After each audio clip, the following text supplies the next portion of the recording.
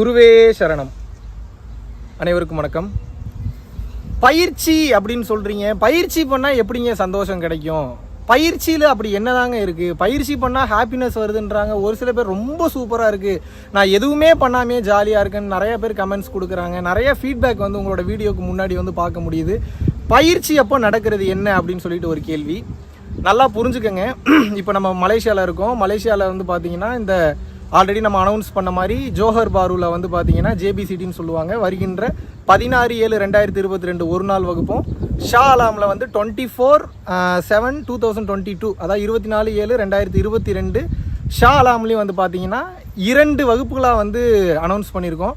இந்த வகுப்பினுடைய நோக்கமே என்னன்னு வந்து கேட்டிங்க அப்படின்னா, ஜென்ரலாக இந்த வகுப்புகள் மட்டும் இல்லை, நேரடி வகுப்புகளுடைய நோக்கமே என்ன அப்படின்னா, எப்போது ஒரு மனிதன் சந்தோஷம்னா என்ன அப்படின்றத முதல்ல நாலேஜ் லெவலில் புரிஞ்சுக்கணும். சந்தோஷம்னா முதல்ல என்னன்னே தெரியறது இல்லை. நாலேஜ் லெவலில் புரிஞ்சுக்கிட்டதுக்கு அப்புறமா உணர்வு ரீதியாக முதல்ல அதை எக்ஸ்பீரியன்ஸ் பண்ணணும். முதல்ல புரிஞ்சுக்கணும், அதுக்கப்புறம் உணரணும். தெரிதல் புரிதல் ரெண்டுமே அறிவு சம்மந்தப்பட்டது. உணர்வு அப்படின்றது வந்து ஆன்மா சம்மந்தப்பட்டது. ஸோ இதை எப்படி சொல்லி உங்களுக்கு புரிய வைக்கலாம் அப்படின்னா, பயிற்சி பண்ணும்போது எந்த விதமான யோக பயிற்சிகளையும் தவ பயிற்சிகளும் நீங்கள் செய்யும் போது என்ன ஆகும் அப்படின்னு வந்து கேட்டிங்கன்னா, உங்களுடைய மனம் என்பது அமைதி நிலைக்கு போகும். ஒரு நாளைக்கு 60,000 72,000 தாட்ஸ் சொல்கிறாங்க, சயின்டிஸ்ட் கண்டுபிடிச்சி சொல்கிறாங்க. 60,000 72,000 தாட்ஸ் ஒரு மனிதனுக்கு ஒரு நாளில் ஓடுறதுனால தான் வேலை செய்கிறத விட அவன் சிந்திச்சு யோசனை வந்து அந்த தாட்ஸ், அந்த எண்ணங்கள் வருவதிலேயே அவன் டயர்டாகி விடுகிறான். அப்போ என்னென்னா, அந்த டயர்டுக்காக தான் போய் தூங்குறது. தூங்கும்போது மனமற்ற நிலைக்கு போகிறோம், மைண்ட்லெஸ் ஸ்டேட்.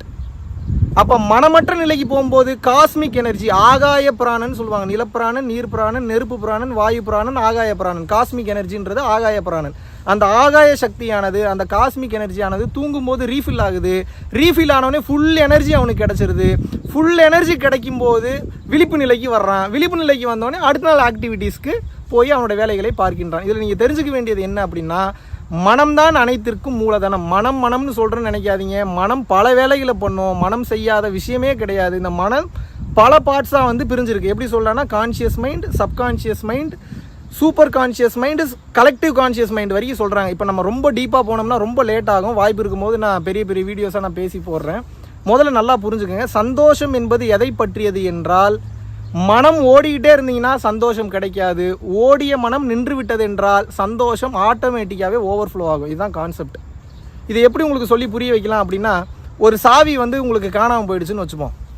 ஐயோ சாவி எங்கடா அர்ஜென்ட்டாக கிளம்பணுமே, இந்த சாவியை நான் எங்கே போய் தேடுறதுன்னும் போது உங்களுக்கு சந்தோஷம் இருக்கா? படபடப்பு தான் இருக்குது. ஏன்? உங்கள் மனம் ஓடிட்டு இருக்கு. எதை நோக்கி ஓடுது? சாவியை கண்டுபிடிக்கணுன்றதை நோக்கி உங்களோட மனம் வந்து ஓடுது. சாவி கிடைச்சோன்னு என்ன ஆகுது? அப்பாடா நல்ல வேலை சாவி கிடச்சிருச்சுன்னு. இப்போ உங்களுக்கு இந்த சந்தோஷம் எங்கேருந்து வந்தது? அந்த ஹாப்பினஸ் எங்கேருந்து வருது? அது ஒரு முக்கியமான ஒரு லாக்கரோட சாவியாக இருந்ததுன்னா பாருங்கள், இம்பார்ட்டன்ஸை பொறுத்து தான் உங்களோட சந்தோஷமே வருது. இதே ஒரு சாதாரண பைக் சாவியாக இருந்தால் நிம்மதி. ஒரு மிகப்பெரிய பல கோடி ரூபாய் வச்சுருக்கக்கூடிய பேங்க் லாக்கரோ இல்லை வந்து உங்கள் வீட்டில் இருக்கக்கூடிய பர்சனல் லாக்கரோட சாவியாக இருந்தால் சந்தோஷம் ஆயிருவீங்க, நல்ல வேலை கிடச்சிருச்சுன்னு. அப்போ என்னென்னா, உங்கள் மனசுக்கு உங்கள் மனசே இம்பார்ட்டன்ஸ் கொடுக்குது. இது பெருசு, இது சின்னது, பணம் கிடைச்சா பெரிய விஷயம், பணம் இல்லாமல் வெறும் பைக் சாவியாக இருந்தால் சின்ன விஷயம் அப்படின்னு வந்து உங்கள் மனம் வந்து ஃபிக்ஸ் ஆகிடுது. நல்லா இதில் நீங்கள் புரிஞ்சுக்கணும். சந்தோஷம் என்பது என்னவென்றால், ஓடிக்கொண்டிருக்கும் மனமானது நின்று விட்டதென்றால், ஏதோ ஒரு தொலைநோக்கு பார்வையில் ஏதோ ஒரு தேடலை நோக்கி ஓடிக்கொண்டிருந்தவங்க மனசு நின்றுச்சுன்னா ஹாப்பினஸ் ஓவர்ஃப்ளோ ஆகுது. இது எப்படி வேணாலும் சொல்லலாம். இது எப்படி அப்படின்னா, ஒரு பைக் சாவிக்கு இதே சந்தோஷம் தான் கிடைக்கும். ஒரு 1000 கோடி ரூபா பணம் கிடைச்சால் 1000 கோடி நீங்கள் ஓடுறீங்க தெரியுமா? ஓடும் போதும் அந்த மனம் ஓடிக்கிட்டே இருக்குது. இந்த பைக் சாவிக்காக நீங்கள் தேடும் போதும் உங்கள் மனம் ஓடிக்கிட்டே இருக்குது. பைக் சாவிக்காக தேடும்போது ஓடக்கூடிய உங்கள் மனதிற்கும் 1000 கோடி ரூபாய்க்காக நீங்கள் தேடும்போது ஓடக்கூடிய அந்த மனதிற்கும் வித்தியாசமே கிடையாது. ரெண்டுமே ஒன்று தான். பைக் சாவி கிடைச்சா எப்படி நீங்கள் சந்தோஷப்படுறீங்களோ, அதுபோல் 1000 கோடி ரூபாய் பணம் கிடைச்சாலும் அந்த மனசுக்கு இது பணம் அப்படின்லாம் தெரியாது. ஓடுன 1000 கோடி கிடச்சிருச்சு, சந்தோஷமாகுது. இப்போ நான் என்ன கேட்குறேன்னா, நீங்கள் ஏன் உங்களுடைய இலக்குகளை ரொம்ப பெருசாக வச்சுக்கிட்டு இந்த சந்தோஷம் தான் உங்களுடைய தேவையே? எது செஞ்சாலும் சந்தோஷமாக இருக்கணும்னு நினைக்கிறீங்க. சாப்பிட்டா ஜாலியாக இருக்கணும், ஊர் சுற்றினா ஜாலியாக இருக்கணும், பிடித்த மனைவியை கல்யாணம் பண்ணால் ஜாலியாக இருக்கணும், பிடித்த பெண்ணை கல்யாணம் பண்ணால் ஜாலியாக இருக்கணும், பிடிச்ச பையனை கல்யாணம் பண்ணால் ஜாலியாக இருக்கணும், ஊர் சுற்றினா ஜாலியாக இருக்கணும்னு சொல்லி ஜாலி நீங்கள் ஓடுறீங்க தெரியுமா? இந்த ஜாலி என்பது தான் சந்தோஷம். உங்களோட நோக்கமே என்னென்னா, நான் எது செஞ்சாலும் நான் ஜாலியாக இருக்கணுங்க.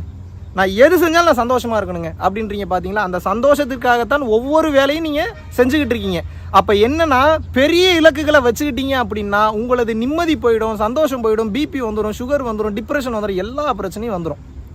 மனத்தெளிவு இல்லாமல் உங்கள் வாழ்க்கையில் எதுவுமே அச்சீவ் பண்ண முடியாது. ஸோ ஃபைனலாக நீங்கள் புரிஞ்சுக்க வேண்டியது என்ன, இதில் 1000 கோடி ரூபாய்க்காக நான் ஓடினாலும் அதே மனம் தான் ஓடுது, காணாமல் போன பைக் சாவியை தேடினாலும் அதே மனம் தான் ஓடுது.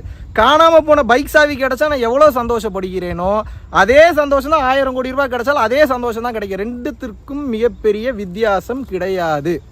ஸோ ஞானிகள்லாம் என்ன பண்ணுவாங்கன்னா, மனிதர்கள் மாதிரி தங்களோட இலக்குகளை பெருசாக வச்சு ஓடி நான் ஏன் அவ்வளோ தூரம் கஷ்டப்பட்டு என் உயிராற்றல் போய் ஆயுள் போய் மன நிம்மதி போய் நான் ஏன் அதை அச்சீவ் பண்ணணும். சின்ன சின்ன விஷயங்களில் தங்களுடைய சந்தோஷங்களை, அதனால தான் ஒவ்வொரு செகண்டில் வாழு, ப்ரெசென்ட்டில் வாழுன்னு சொல்கிறது காரணம். ப்ரெசென்ட்டில் வாழ்கிறதுனா என்ன, இந்த செகண்டுன்னு எனக்கு என்ன தேவை. இப்போ இங்கேருந்து நான் கிளம்பி கார் ஏறி ஷாலாம் போகணும், இல்லை ஜோஹர் பாரு போகணுன்னா அவ்வளோதான் நான் ஃபிக்ஸ் பண்ணணும். அது ஃபிக்ஸ் பண்ணிக்கிட்டாவே போதும், எனக்கு மன நிம்மதி என்பது கிடைத்துவிடும். இப்போ இந்த வீடியோ பேசி முடிச்சா போதுன்றதுல என்னோட மைண்டு நின்றுச்சு. அப்போ இந்த வீடியோ பேசி முடிச்சோன்னே அந்த ஹாப்பினஸ் எனக்கு ஓவர்ஃப்ளோ ஆகுது.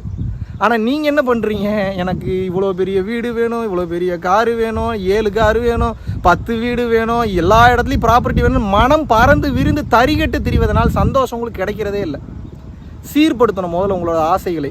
எது தேவையான ஆசை, எது எனக்கு ரொம்ப ரொம்ப அவசியமானதுன்ற அந்த சீர்படுத்தக்கூடிய அந்த ஒரு ஒர்க் ஷாப் அப்படின்னு சொல்லலாம். அப்படி இல்லாட்டினா உங்களை நெறிப்படுத்தக்கூடிய அந்த ஒரு நாள் வகுப்பு தான் வந்து பார்த்தீங்கன்னா இலவச வகுப்புகளாக திருப்பூர் ஆசிரமத்துலேயும், வாய்ப்பு இருக்கும்போது பெய்டு கிளாஸஸில் வந்து பார்த்தீங்கன்னா தமிழ்நாடு ஃபுல்லாகவும் வெளிநாடுகள்லையும் பண்ணிகிட்ருக்கோம். ஸோ விருப்பப்படுபவர்கள் இந்த கலையை கற்றுக்கொள்வதற்காக நீங்கள் தாராளமாக வந்து சேர்ந்து இது என்ன அப்படின்றத நீங்கள் புரிஞ்சுக்கலாம். மனதை கையாள தெரிந்தவன் தான் மகான், மனதை கையாள தெரிந்தவன் தான் ஞானி. ஞானம் என்பது மனதை கடந்த நிலை. அந்த மனசை பற்றி புரிஞ்சுக்கிட்டாதான் முதல்ல மனதை கடந்த நிலைக்கு நீங்கள் போக முடியும். ஸோ சந்தோஷம் என்பது வெளியே கிடையாது, உள்ளே நீங்கள் உணர்ந்துட்டீங்கன்னா அதுதான் ஒரு மாபெரும் சந்தோஷம். நன்றி, வணக்கம்.